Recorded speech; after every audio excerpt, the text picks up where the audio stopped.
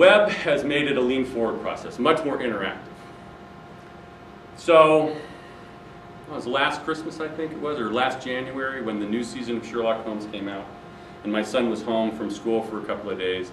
And one Sunday night, we decided we were going to watch the opening episode of Sherlock Holmes. So there we are in our den with, you know, big 42-inch smart TV that my wife let me buy. Thank you. Thank you. So we've got that on, and for one of the rare times, we were actually watching over-the-air broadcast because we decided, okay, Sherlock is on at 8. Let's finish dinner. We're going to sit down at 8 o'clock. We're going to watch Sherlock. And I look around as we're watching Sherlock, and there's my son on his laptop, and there's my wife on her iPad, and I'm sitting there, and I've got my cell phone, my iPad, and my laptop all sitting around me with various things. I'm checking my email on my cell phone, I'm on Facebook on my iPad, and I'm doing work on my laptop, and I'm watching Sherlock Holmes. The multi-screen experience, right? The multi-screen, right? This is the growing and more common dynamic with television now. Used to be totally lean back. You had a remote control. If you had that and a glass of wine, that was your viewing experience. Now it is that multi-screen experience, and I'm probably the worst progenitor of that. You know, I'm the one with 3 devices. My millennial son had 1. But partway through Sherlock, my son pipes up and he says, "Oh man, you've got to see this interview I'm watching with Benedict Cumberbatch, the star of Sherlock Holmes." Well, we're watching over the air, so it's not like I'm like reaching for the remote control trying to pause it, and I realize I can't pause it. It's live. It's on TV, so I can't do that. So I mute it, and my son, you know, turns around, he shows us, and we watch this 3-minute interview with Benedict Cumberbatch about Sherlock Holmes. And then we go back and like, oh, darn, we missed 3 minutes of Sherlock Holmes, so okay, fine, I know how to do this because I work for PBS, and I go to my Roku, and I go to my PBS channel on Roku, and I fast forward in the episode of Sherlock that we're watching on Roku, and I get to that point close to where we left off, boom, hit play, and there we go back to our multi-screen experience with him surfing YouTube, my wife doing, you know, social media, and me doing work, and watch the rest of Sherlock Holmes. And that is the experience we're dealing with now. It isn't so much that we're stealing eyeballs away from what we're doing with the internet, is we're distracting sometimes or we're adding content to it. It's much more of a two-way conversation now. So our web page is built around that to a large extent. Our web page provides places where you can watch the video if you didn't have an opportunity to watch it when it was on. It has opportunities for you to tell us what you thought about it, to complain about it if you didn't like it, to commend us if you did, to donate if you really liked it. It's got the big donate button there. But this process requires a lot of quality control because it requires a lot of consistency. So internally, we have a couple of different groups that work on the web page. I've got a web page designer. That's what she does. She is the forefront of maintaining our website. But behind her are 2 people, her manager and the director, who are overseeing that web page. And the 3 of them meet on generally a monthly basis to kind of review what's going on the web page. Okay? And they will look at things like, is that blue the proper blue? And if you know what Pantene colors are, it's a color coding scheme for colors, and it's used on the web, and there's a specific number for that blue. Are we using the right blue? Is that orange the right orange? Is the Facebook symbol the right size? Is that square the size we want it? And can people get a really good viewing experience by watching that and reading this information down here? What's the font style over here, and what's the size of that font style? Is that bold really working for the time? All of these things are reviewed on a regular basis by this group. And then they take that out and they send it out to another group internally of basically non-affiliated users inside the building because they're accessible, they work for us. So, you know, they spend one hour a month in a meeting where they go, yeah, I use the web page, and yeah, I kind of had trouble reading that. I don't like that font style, and yeah, it could be a little bit bigger, or it wasn't reactive quickly enough. And they give kind of an outsider's view of the viewing experience. It's not quite as if we were going out to you and asking each of you, but it's a lot less labor intensive because these people are there. But they aren't people who are normally involved in the process of designing the web page. They're looking at it from the user level. So it's a level of quality control for our web page. Social media, one of the big headaches of my life. You know, if you look around at what's happened here locally with our school superintendent and the one before him, you can see how dangerous and scary social media can be for a business and for a public entity particularly. So we have a social media coordinator, and her job is twofold. One is to generate stuff that's going to go on a variety of social media platforms. And she's an expert, and she's really good at it, and she's very careful.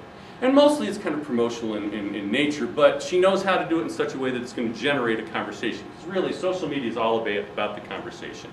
And it's extending the viewer experience, all right? It's enhancing the quality of that Sherlock Holmes show that you watch by giving you an opportunity to share what you think with us or with anybody else on social media, okay? But the dangers, as we're all aware these days, of social media is saying the wrong thing at the wrong time to the wrong audience. So we have some social media policies and social media guidelines. And it really breaks down this way. As a member, as an employee of the television station, you have certain responsibilities to behave in certain ways. I think every employer has those expectations. Yet, as an individual in the society, you have a right to express your opinion in the right way at the right time. All right? So the social media guidelines really guide the employee as to how to behave appropriately in their own lives as it pertains to the station, when you should reference that you work for the station, when you shouldn't. And then when you do reference that you work for the station, now the policies kick in, and now you are bound by policy. And there are certain things you're allowed to say and certain ways you're allowed to say things, and there are repercussions if you don't follow those guidelines. So it's all spelled out pretty clearly. But that is all surrounding primarily Facebook and Twitter, but it really crosses all these social media platforms. The other part of her job is to look at social media in the grand scale and say, okay, what else is going on out there? What's the new Facebook that we don't see right now? Or what's not working? So for instance, Google+, which was, I honestly don't know because I never used it, but Google+, we stopped using a while back because it just wasn't generating a lot of interest among our viewers. Facebook seemed to be supplanting most of that, so we weren't seeing enough traction with Google+. So we met as a group and we decided, no more efforts on Google+. Let's discontinue that account and put all of those efforts into Facebook and Twitter. But she's also out there looking all the time, okay, what is the next platform that we should be in? And recently, we got involved in Pinterest. Again, not really sure myself. I know it has to do a lot with pictures. But what we have found, interestingly enough, because we have data from the programming side and data from the website, that we had a lot of viewers on Pinterest who are interested on our Create stream. We have 4 channels. I don't know if you know that.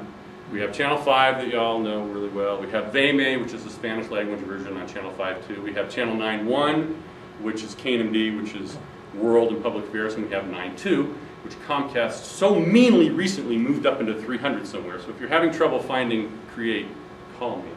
But Create is the how-to, cooking, travel, how-to shows. And a huge Pinterest following of Create on Pinterest. What's that channel? What is the channel for that? It's 9.2 over the air on Comcast. I don't know. They Okay, just changed it. It's up in the 300s. Okay. And you call me tomorrow, I will tell you. Okay. I just got a letter from Comcast apologizing for not letting me know they were doing that ahead of time. So, yeah, thanks a lot.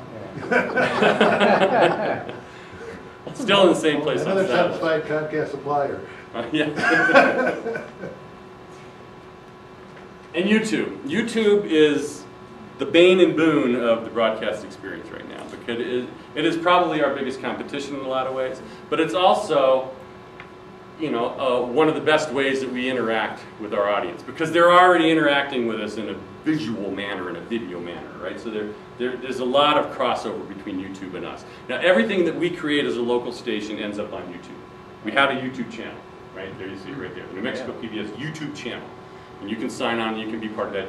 So a lot of the things that we create locally, you can see on this channel. And other things that we don't create, we have managed to secure the rights to, also end up on the YouTube channel. But here's the kicker. There's a number of them. But one of them is, the rights that we secure to broadcast something over the air are not the same rights that allow us to put it on YouTube. And they're not the same rights that allow us to distribute it on DVD. That's a whole other set of rights. So they're all different sets that have to be negotiated separately. Okay? So this is talking about broadcast in general now, because we're not alone in this. Commercial, public television, we're all kind of in the same boat with YouTube. Okay? So we want to put stuff out there, we want to put as much content out there as possible, but we do not have the legal right to do it with a lot of stuff. On top of that, YouTube has they must have gotten sued or threatened to get sued by some musical talent, musical